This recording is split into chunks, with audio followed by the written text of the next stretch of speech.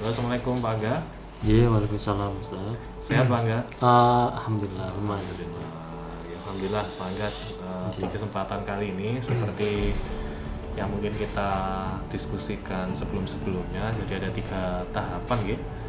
Jadi mulai dari pra supervisi yang kemarin sudah kita lakukan, kemudian Pak Angga kemarin sudah menerapkan rencana pembelajaran berdiferensiasinya ya di kelas berapa Ustaz Angga kemarin? Di kelas 10.3. Di kelas 10.3. Dan sekarang ini adalah tahapan yang terakhir, yaitu pasca supervisi ya. Alhamdulillah.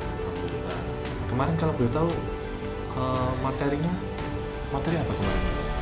Materinya itu konsep tentang usaha Konsep tentang usaha pada bidang data dan miring.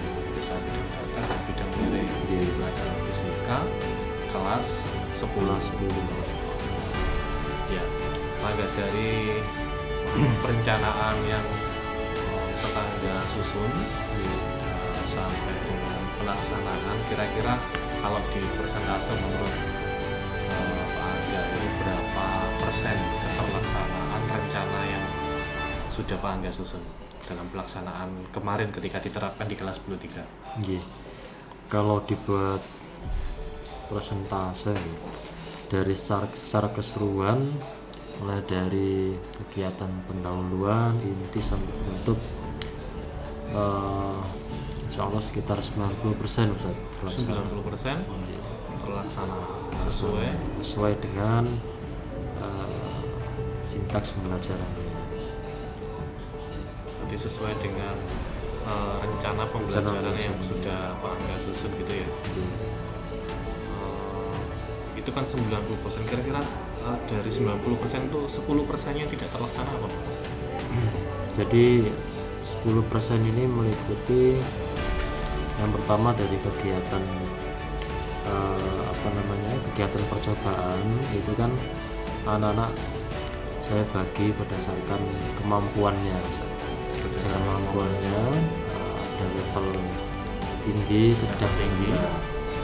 Jadi ada 5 kelompok yang saya beri konten yang berbeda. Setiap kelompok pasti punya tujuannya berbeda, usaha berbeda, karena mereka saya beri tugas sesuai dengan kemampuan mereka. Kenapa saya bilang 10% ada yang tidak terlaksana? Karena di kegiatan diskusi analisis mereka masih butuh pendampingan, terutama bagaimana mereka bisa membuat sketsa grafik. Masih butuh pendampingan dalam pembuatan sketsa grafik. Bagi yang anaknya level rendah sampai level tinggi itu masih butuh pendampingan membuat sketsa grafik. Yang baik yang level atas pun juga masih butuh pendampingan. Ada yang masih banyak tanya tentang bagaimana membuat sketsa grafiknya. Jadi memang butuh pendampingan bagaimana mereka bisa tahu dan bisa terlatih berpikir tingkat tinggi, karena membuat grafik kan termasuk kemampuan dengan level yang tinggi atau berpikir tinggi. Baik. Kemudian yang kedua pada saat presentasi, ini ada hal non teknis yang tidak terduga, yaitu pada saat presentasi itu listriknya padam. Listriknya padam. Jadi yang semula menggunakan LCD gitu ya. Jadi awalnya ada 3 kelompok yang misalnya 2 kelompok yang sudah presentasi dengan 3 kelompok. 3 kelompok yang berikutnya itu ternyata tiba-tiba listriknya padam, otomatis ya kita di suasana yang gelap di dalam lab fisika, seperti itu, sehingga ya kita kondisikan agar anak-anak tetap presentasi tapi menggunakan laptopnya saja, tanpa menampilkan ke layar. Tapi kelemahannya mungkin anak-anak yang kurang kelihatan tampilannya secara visualnya kurang, itu mereka kesulitan. Jadi perlu konfirmasi dari saya sebagai guru untuk menegaskan apa yang disampaikan oleh kelompok yang tampil. Jadi dari pelaksanaan itu sebenarnya 90% terlaksana, namun ada beberapa hal nanti yang ternyata anak-anak masih butuh pendampingan di dalam pembuatan sketsa grafik. Yang kedua ada hal non teknis ya, yang sebenarnya tapi masih bisa berlangsung ya Pak Angga? Tetap berlangsung. Hukum ketekalan energinya belum diaplikasikan, meskipun energi listrik mati tapi masih ada energi ya. Baik Pak Angga, dari yang bisa Pak Angga lakukan, kira-kira menurut Pak Angga kekuatan atau kelebihan yang dimiliki Ustadz Angga dalam pelaksanaan rencana pembelajaran kemarin bagaimana? Ya, memang kalau pembelajaran berdifferensiasi kita kan harus memetakan dulu kemampuan kebutuhan anak-anak seperti apa. Nah, kenapa saya memilih diferensiasi konten? Memang saya lihat kemampuan anak-anak memang berbeda, sehingga perlu saya bedakan capaian yang akan dicapai oleh anak. Ternyata luar biasa, anak-anak yang levelnya rendah itu malah bisa menyelesaikan lebih cepat daripada yang lain.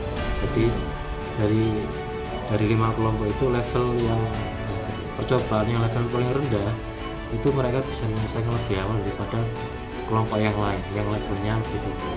Nah, ini jadi kekuatan bahwa memang keuntungan kita menggunakan belajar diferensiasi, kita bisa memberikan anak itu kesempatan untuk bisa mengembangkan potensi berdasarkan kemampuan. Jadi kita tidak perlu memaksakan level yang tinggi, tapi ketika mereka bisa bertanggung jawab dengan tugasnya, mereka bisa melaksanakan dengan sebaik-baiknya. Jadi kekuatannya ada di persiapan dalam manajemen setiap konten materi yang akan disajikan, jadi sesuai dengan level mereka. Artinya dari Ustadz Angga itu sebenarnya sudah memfasilitasi kebutuhan belajar siswa. Jadi yang tadi Ustadz Angga menyampaikan ada yang bahasanya ada slow learner gitu ya, sampai dengan yang memang butuh pengayaan. Nah, itu kemudian didiferensiasi oleh Ustadz Angga melalui diferensiasi konten ya. Jadi kontennya yang berbeda, mulai dari yang muda, sedang, dan sulit. Dan pada kenyataannya ternyata yang slow malah lebih cepat. Karena mungkin dia merasa difasilitasi, kemudian merasa tertantang untuk melakukan hal yang lebih dari itu gitu ya. Dan ternyata bisa. Itu yang kelebihan dari Ustadz Angga. Kira-kira sekarang kelemahan yang mungkin pada saat perencanaan harusnya ini nggak muncul, tapi ternyata pada saat pelaksanaan rasanya Ustadz Angga belum puas ya. Kelemahannya apa ya? Jadi mungkin dari hal yang non teknis pertama ya. Yang pertama tentang hal non teknis itu ya. Kebutuhan listrik itu memang sangat vital dalam pembelajaran yang kayak saya laksanakan kemarin. Jadi mungkin selain melaksanakan pembelajaran berdiferensiasi konten, mungkin bisa kita siapkan lagi pembelajaran yang bisa pembelajaran berdiferensiasi produk, mungkin bisa dilakukan. Karena memang kalau kontennya topik yang usaha pada bidang antar bidang ini memang butuh kegiatan yang melatih mereka untuk mereka punya keterampilan. Nah, keterampilan maksudnya dalam hal bagaimana mereka bisa menemukan konsep melalui pengalaman langsung yang mereka lakukan melalui kegiatan psikomotor setiap siswa. Kalau berdifferensiasi produk itu mungkin bisa diterapkan di konsep yang lain. Jadi misalkan lebih di cocok konsep itu ya. Iya, jadi disesuaikan dengan materinya. Sebenarnya bisa juga kalau semisal saya memberikan mereka kesempatan untuk berdiferensiasi produk, mungkin membuat semacam poster atau mungkin sesuai dengan apa namanya gaya belajar mereka. Mungkin itu jadi catatan untuk pembelajaran berikutnya. Jadi ada terkait dengan hal non teknis gitu ya, yang listrik. Yang kedua tadi apa Bang? Yang kedua tentang mungkin bisa dicari alternatif pembelajaran selain konten, bisa dicoba lagi produk di mungkin yang cocok, topik yang cocok dengan topik yang cocok nanti berdasarkan gaya belajar siswa, visual, kinestetik, dan auditory gitu. Kira-kira dari kelemahan tadi yang menurut Pak Angga, kelemahan itu bisa terantisipasi sebelumnya jika Pak Angga itu kira-kira melakukan apa ya? Jadi kalau berkaitan dengan hal non teknis tadi mungkin harus ada plan B tentunya, memberikan mereka kesempatan yang luas untuk menggunakan berbagai media. Jadi media yang digunakan tidak harus menggunakan listrik, tapi juga berbasis produk. Diferensiasi produk itu ya. Sehingga untuk mengantisipasi perihal itu bisa. Artinya kalau produk itu kan bisa jadi tidak bergantung pada sumber listrik. Betul. Sehingga ketika ada hal non teknis apapun kita bisa mungkin menggunakan media alam sekitar ya, tidak hanya di dalam ruang kelas. Yang penting produknya sudah kita tentukan, kita rencanakan dan sudah dihasilkan oleh anak-anak itu bisa dipresentasikan secara langsung. Oke, itu antisipasi dari saya yakin dari Pak Angga ini tadi sudah disebutkan bahwa rencana topik selanjutnya itu menggunakan diferensiasi produk kan ya, artinya sesuai materinya, artinya ada kecocokan materi dengan diferensiasi produk berdasarkan gaya belajar. Maka itu juga bisa menjadi solusi terkait dengan yang tadi Pak Angga menjadi kelemahan dari Pak Angga terkait antisipasi hal non teknis, itu bisa jadikan salah satu solusi sehingga ketika hal itu terjadi tidak sampai menghambat proses pembelajaran. Dari Ustadz Angga, kira-kira apa yang Ustadz Angga rasakan sebenarnya dalam pembelajaran diferensiasi? Selama ini kan kita hampir tidak pernah ya, ini mungkin mainan baru dalam tanda kutip untuk bisa kita terapkan ke anak-anak. Kira-kira ada nggak hal yang berbeda, baik itu positif atau negatif terkait dengan pembelajaran diferensiasi? Iya. Jadi yang pertama, pembelajaran berdiferensiasi, hal positif yang bisa saya sampaikan adalah kita harus memiliki sikap yang lebih bijak dalam memahami setiap kebutuhan peserta didik. Jadi mungkin peserta didik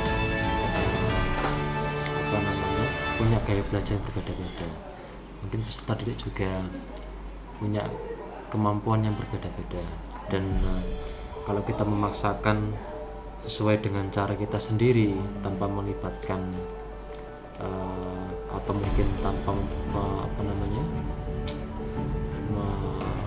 mempertimbangkan setiap kebutuhan mereka, maka mungkin pembelajaran yang mungkin kita siapkan itu menurut kita baik ternyata mungkin belum bisa terima oleh anak-anak kita.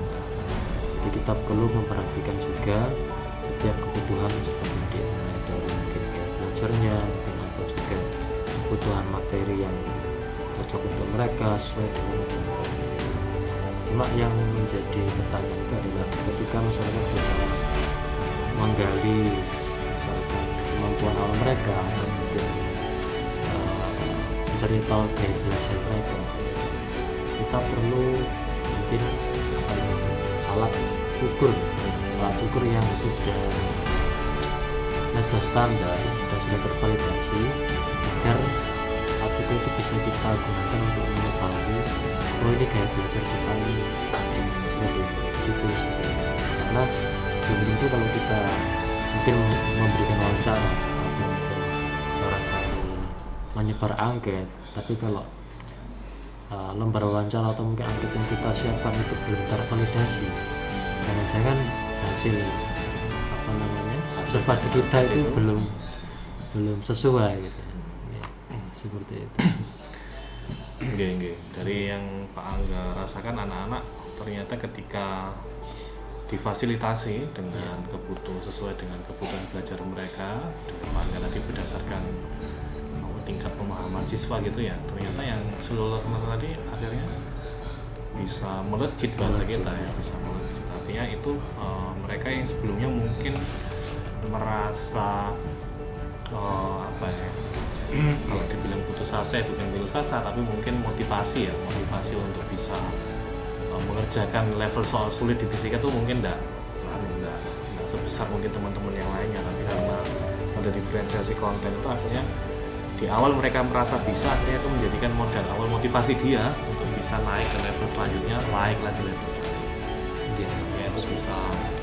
Jadi Pak Angga sampaikan ternyata anak yang bawah itu ternyata bisa melejit sampai lebih dulu menyelesaikan. Nah, kalau menurut Ustaz Angga, yang mungkin selain tadi yang angket ya, hal yang mungkin negatif dari pembelajaran diferensiasi, tadi kan hal yang positif terwakili. Ya kalau karena saya belum banyak melakukan Ustaz. Negatif ya, tantangan. Oh ya, tantangan. Kalau semisal gini Ustaz, kalau saya melihat pengalaman di kelas saya, artinya belum saya lakukan tapi saya melihat tantangan yang terjadi di kelas itu, semisal anak-anak kita bedakan berdasarkan gaya belajarnya, dan misalkan anak-anak yang mendapatkan tugas belajar misalkan produk atau mungkin misalkan mengenai auditor dan sebagainya, itu kan bisa jadi kedalaman materi yang kita inginkan mungkin bisa jadi belum maksimal. Artinya bagaimana? Artinya mungkin capaian kontennya, capaian kontennya mungkin belum mendalam dibandingkan dengan kurikulum sebelumnya. Saya belum bisa menjelaskan coba. Saya lihatnya seperti itu. Tantangannya di situ. Bagaimana mengoptimalkan pelaksanaan pembelajaran berdiferensiasi kayak belajar misalkan itu mereka bisa memahami kedalaman materi. Mungkin kalau yang materinya itu berbasis kalau materinya itu tidak banyak berhitung misalkan. Nah misalkan teori-teori kan mungkin masih lebih mudah.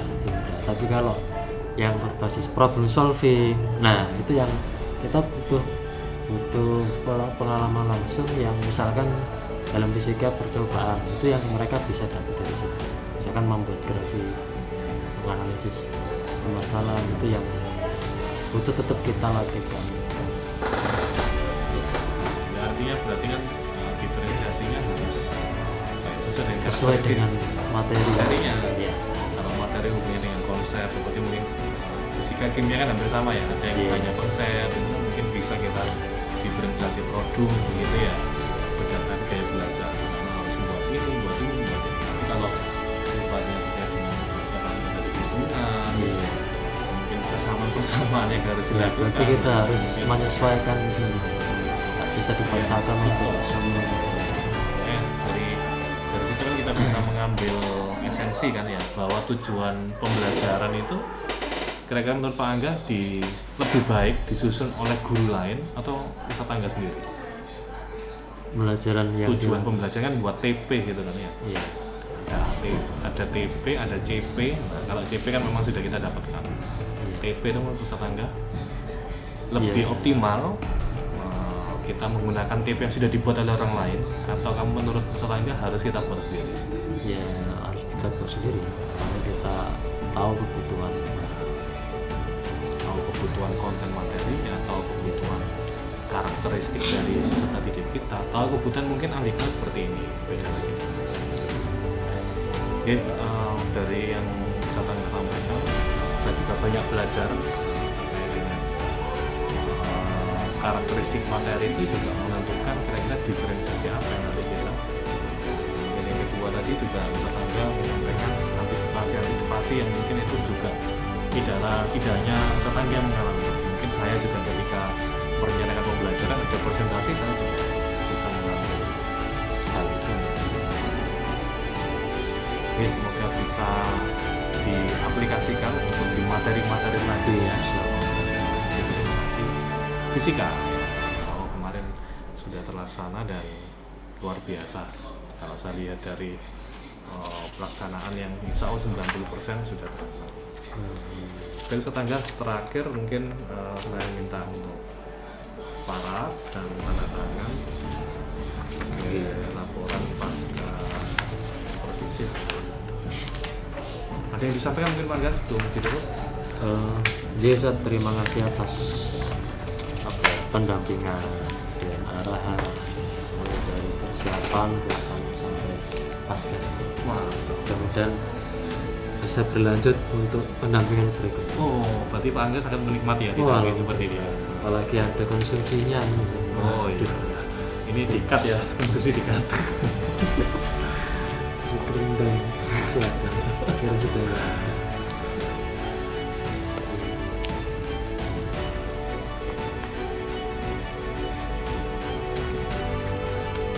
Baik, Ustadz Angga, terima kasih sudah hadir di kegiatan pasca supervisi ini. Artinya kita sudah pasca supervisi, sudah proses pendampingan di pelaksanaan supervisi sampai dengan pasca supervisi yang kita lakukan pada. Semoga bisa bermanfaat dan bisa terus saling berkolaborasi. Gitu ya. Dari itu Ustadz Angga, terima kasih. Assalamualaikum warahmatullahi wabarakatuh. Waalaikumsalam warahmatullahi wabarakatuh. Alhamdulillah. Angga, tangannya akhir. Masih Ini